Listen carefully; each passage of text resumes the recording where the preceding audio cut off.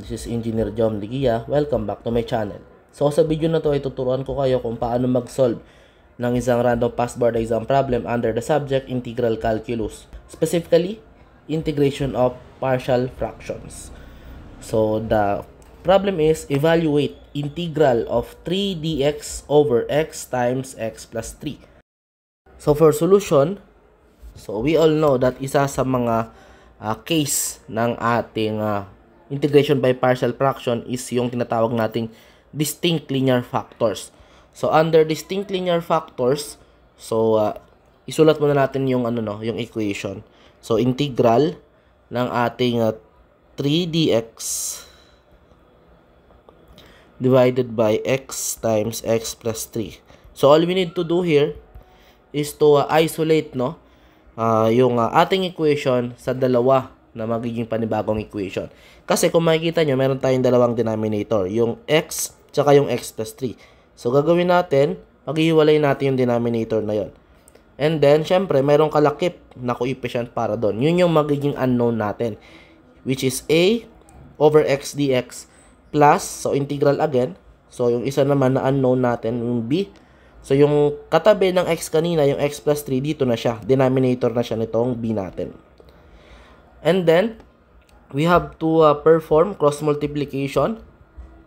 Parang tendency nito ay mawala yung denominator nung nandito sa part na to. So magiging ganito na siya. So equate natin yung mga coefficients, no? So 3 is equals to a. So yung mamumultiply sa a yung x plus 3 na denominator ng b. And mawawala yung ating x.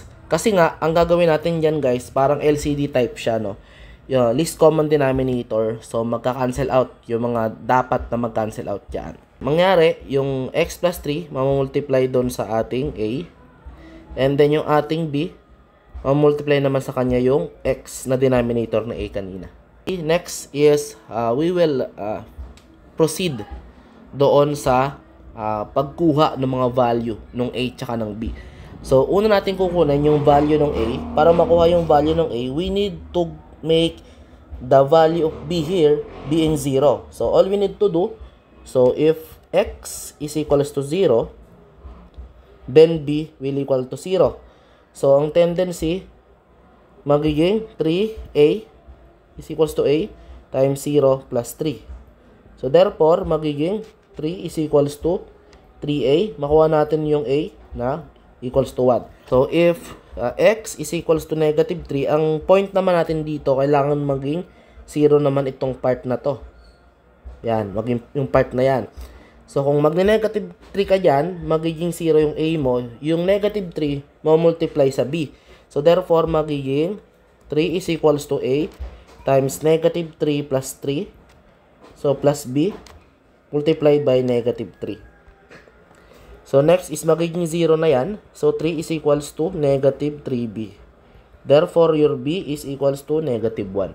And the next thing to do, since you have already your a and your b, balik natin dito sa equation na to. So, lagay natin siya dito. So, integral 1 over x dx. So, yung b natin negative 1, magiging negative na yung value nung plus sign natin kanina sa gitna. So, 1 over x plus 3 dx. So, we know that dx over x is ln of x in integration. And also, yung u natin dito is x plus 3. Therefore, our du is dx already. So, ang tendency na ito is du over u. So, du over u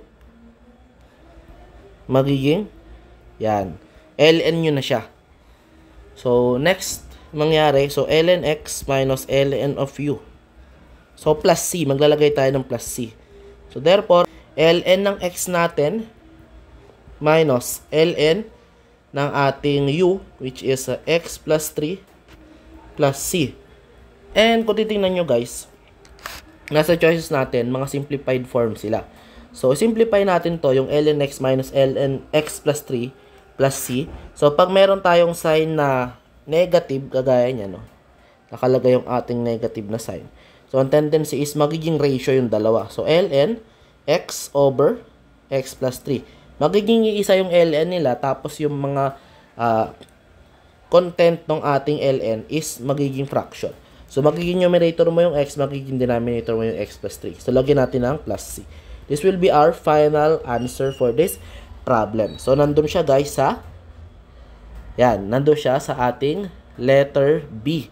ln of x over x plus 3 plus c. So, nawa may tutunan kayo sa ating problem na sinolve ngayon under integral calculus. This is Engineer Jom Digia. Maraming salamat sa panonood and God bless.